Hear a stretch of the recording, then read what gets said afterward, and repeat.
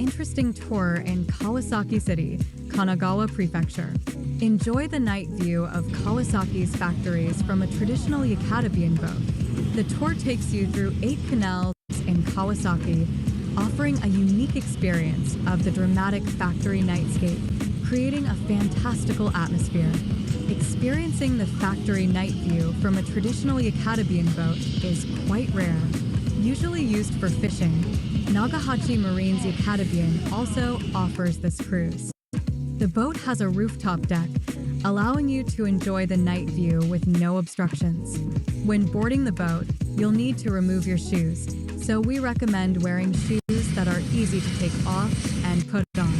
The stairs to the second floor deck are steep, and it can be windy, so it's best to avoid wearing skirts or high heels. The windows on the first floor are open, so dress warmly in winter. Even in summer, it's a good idea to bring a shawl or cardigan as it can get chilly by the sea.